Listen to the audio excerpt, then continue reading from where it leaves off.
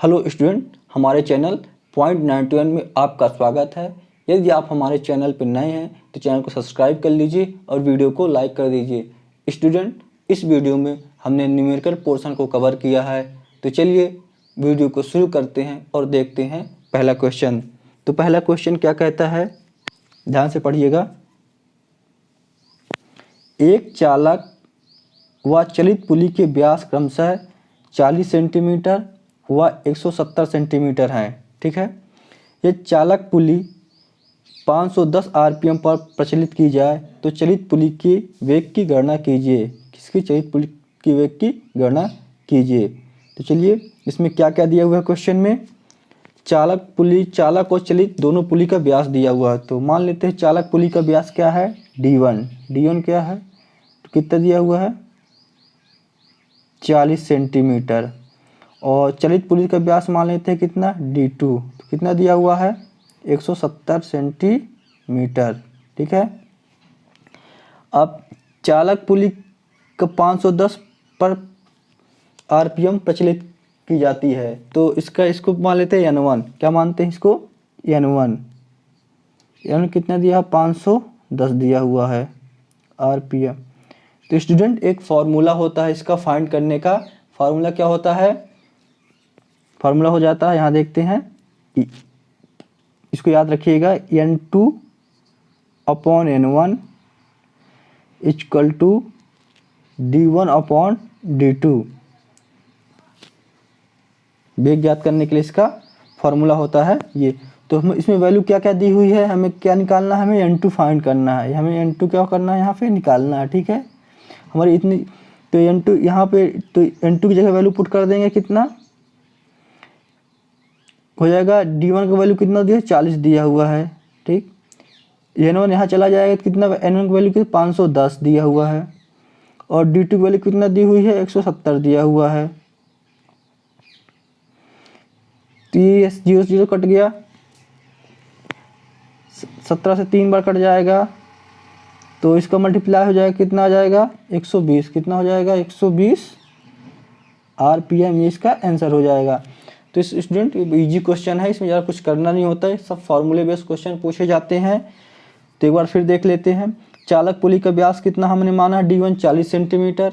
चलित पुली का व्यास कितना माना हमने, D2 170 सेंटीमीटर। और चालक पुली का जो रोटेशन है कितना माना है, N1 510 सेंटीमीटर, और हमें N2 निकालना है। तो एक सिंपल फार्मूला होता है, क्या होता है, N2/N1 = D1/D2। तो N2 की वैल्यू निकालना है, हमें दिया हुआ D1 दिया, D1 की वैल्यू पुट कर दिए 40, N1 की वैल्यू पुट कर दिए 510, और फिर D2 की वैल्यू पुट कर दी 170। तो इसको कैलकुलेट कर लेंगे, तो कैलकुलेट करने पर कितना आता है 120 आरपीएम। विद राइट आंसर कितना हो जाएगा, आंसर इसका 120 आरपीएम। तो नेक्स्ट क्वेश्चन देखते हैं स्टूडेंट। नीचे पता खुले बेल्ट चालन के लिए आवश्यक बेल्ट की लंबाई की गणना करना है। तो ओपन बेल्ट की बात कर रहा है, किसी की बात कर रहा है, ओपन बेल्ट की बात कर रहा है। तो बेल्ट की लंबाई ज्ञात करना है, बेल्ट की लंबाई ज्ञात करना है। बड़ा डी दिया हुआ है, छोटा डी दिया हुआ है, ये दोनों के बीच की दूरी दी हुई है, यहाँ से सेंटर बीच की दूरी दी हुई है।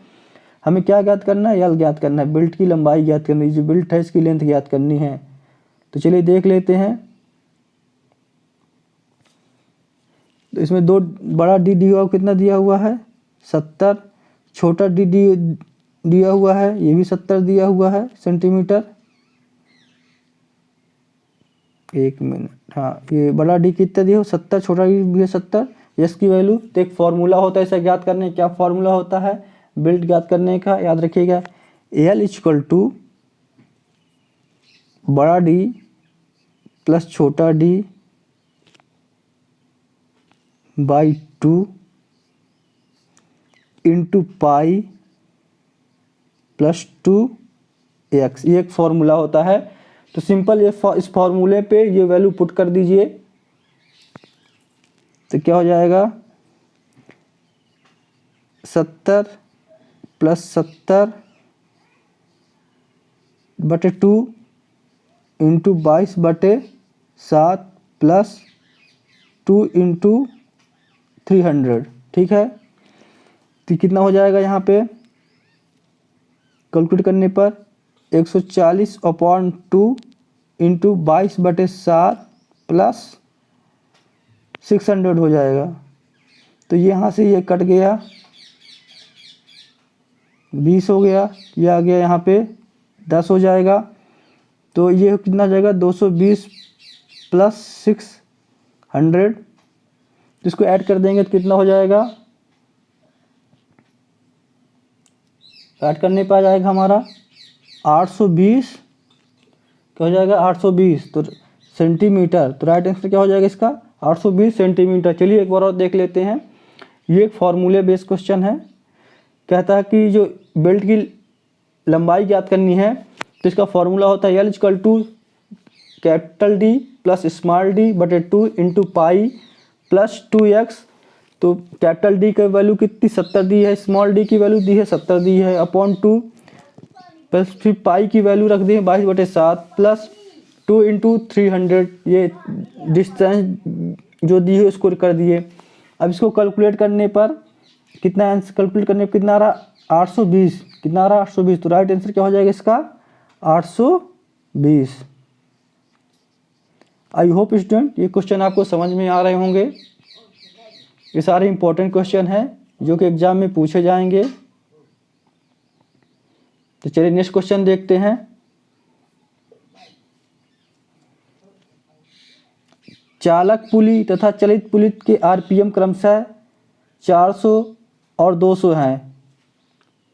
फर्स्ट पुली और सेकंड पुली का आरपीएम दोनों का दिया हुआ है। चलित पुली का व्यास 150 सेंटीमीटर है, तो चालक पुली के व्यास की गणना कीजिए। ठीक है, फर्स्ट पुली की बात कर रहा है, व्यास निकालना है। तो इसका एक फॉर्मूला होता है स्टूडेंट, पहले क्या क्या दिया हुआ है लिख लेते हैं। चालक पुली के N1 मानते हैं, इसका N1 मानते हैं, N1 क्या कितना दिया हुआ है 400 आरपीएम। N2 मानते हैं कितना दिया हुआ है 200 आरपीएम। ठीक है, चलित पुली का व्यास दिया है, मतलब D2 की बात कर रहा है, D2 कितना दिया हुआ है 150। तो हमें D1 की वैल्यू फाइंड करना है। किसकी वैल्यू फाइंड करना है, D1 की वैल्यू फाइंड करना है।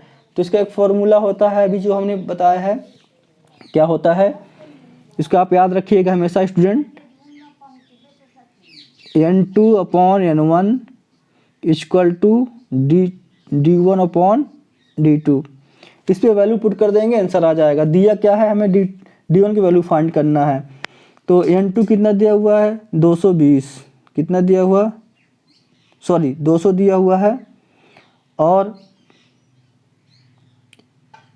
N1 कितना दिया हुआ है 400 दिया हुआ है। अब D2 कितना दिया हुआ है 150 दिया हुआ है। D2 यहाँ चला जाएगा, ये क्रॉस हो जाएगा, तो D1 की वैल्यू आ जाएगी 2 से ये कट जाएगा 2, ये हो जाएगा कैलकुलेट में कितना आएगा 75, कितना आएगा 75। तो D1 की वैल्यू कितना आ गई हमारे पास 75 सेंटीमीटर, कितना आ गया 75 सेंटीमीटर। चलिए एक बार और देख लेते हैं। चालक पुली का व्यास आरपीएम दिया है N1 400, चलित पुली का दिया हुआ है N2 200, चलित पुली का व्यास दिया हुआ है D2 150। तो एक फार्मूला यूज करते हैं हम, N2/N1 = D1/D2, ये इसका फार्मूला होता है। इसी बेस पे पुट कर देंगे। तो N2 की वैल्यू पुट कर दिए हैं, फिर एक क्रॉस हो जाएगा तो D2 की वैल्यू पुट कर दिए हैं, N1 की वैल्यू पुट कर दिए। कैलकुलेट करने पे कितना आ रहा है 75 सेंटीमीटर। आई होप आपको समझ में आ गया होगा। चलिए नेक्स्ट क्वेश्चन देखते हैं। मॉड्यूल 3 की एक गियर में 17 दांतें हैं। जो मॉड्यूल 3 का गियर होता है उसमें कितने दांतें हैं 17 दांतें हैं। इसके पिच सर्कल का डायमीटर की गणना कीजिए। पिच सर्कल के डायमीटर की गणना कीजिए। स्टूडेंट हमारे चैनल को सपोर्ट कीजिए, हमारे चैनल को सब्सक्राइब कर लीजिए और वीडियो को लाइक कर दीजिए।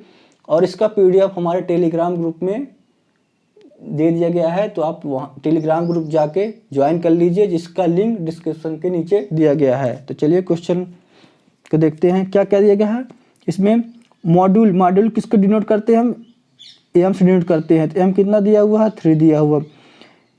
गियर में दांते को किससे डिनोट करते हैं, टी से डिनोट करते हैं। टी कितना दिया हुआ है, 17 दिया हुआ है। तो इसका एक फॉर्मूला क्या होता है, पिच सर्कल डायमीटर का होता है D = M × T। तो D क्या है यहाँ पे, D ये है पिच सर्कल डायमीटर, M क्या है, मॉड्यूल है, T क्या है, टीथ है, कितने टीथ हैं। तो अब सीधे ये वैल्यू पुट कर देते हैं। M की वैल्यू कितना दिया हुआ, 3 दिया हुआ है। T की वैल्यू कितनी दी हुई, 17 दी हुई है। तो इसको मल्टीप्लाई कर देंगे तो 17 तो आएंगे क्या मान, कितना हो गया, 51 mm। तो इस फॉर्मूले को याद रखिएगा स्टूडेंट, D = MT, जहाँ D जो पूछा है पिच सर्कल का डायमीटर, M मॉड्यूल है और T क्या है, टीथ है। चलिए नेक्स्ट क्वेश्चन देखते हैं।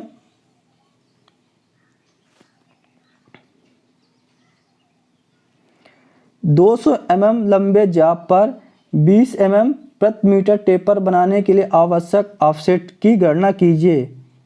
आवश्यक ऑफसेट की गणना कीजिए कि 200 mm लंबे जाप, तो L की वैल्यू कितना दी हुई है यहाँ पे, 200, ठीक है।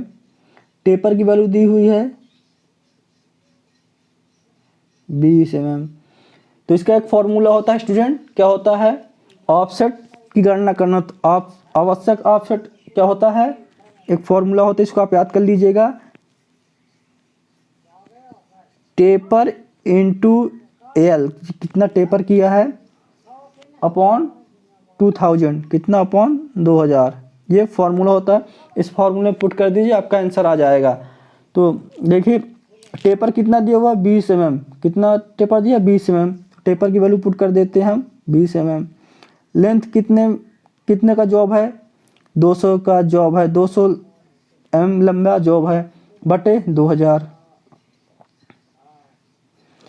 2 से ये कट गया, ये से ये कट गया, कितना आ गया हमें, 2 mm, कितना आ गया, 2 mm, आपका आंसर। तो एक बार और देख लेते हैं, इसका फॉर्मूला क्या होता है, टेपर इंटू L अपॉन 2000, ठीक है। वैल्यू पट को L की वैल्यू दी हुई है 200 और टेपर की वैल्यू दी हुई है 20, उस फॉर्मूले में पुट कर दिए तो ये आपका आंसर आ गया। चलिए नेक्स्ट क्वेश्चन देखते हैं, आई होप आपको समझ में आ गया होगा।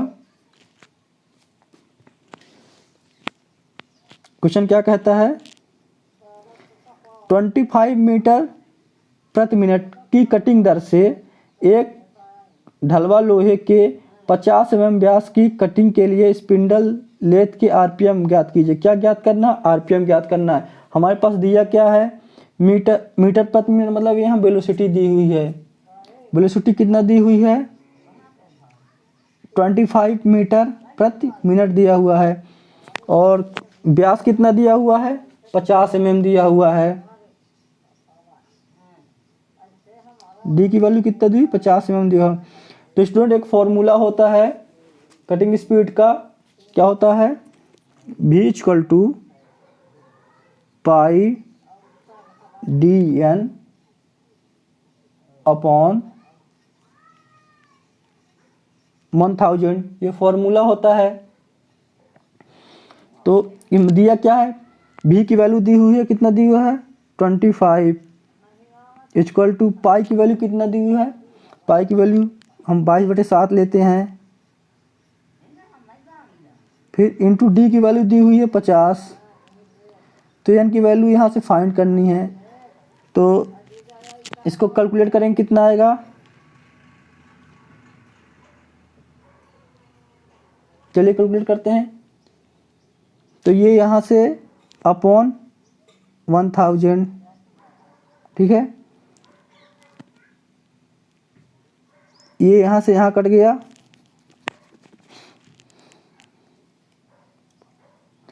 ये कितना आ गया, ये 20 आ गया, ये यहाँ से यहाँ कट जाएगा, तो हो जाएगा 25 इक्वल टू क्या हो जाएगा, 11/7 × 10। तो ये हो जाएगा 7 × 10 × n, तो कैलकुलेट कर लेंगे टोटल, तो कितना हो जाएगा, ये टोटल हो जाएगा, कैलकुलेट करने पर कितना आ जाएगा 160 RPM, कितना आ जाएगा 160 RPM। तो चलिए एक बार फिर देख लेते हैं।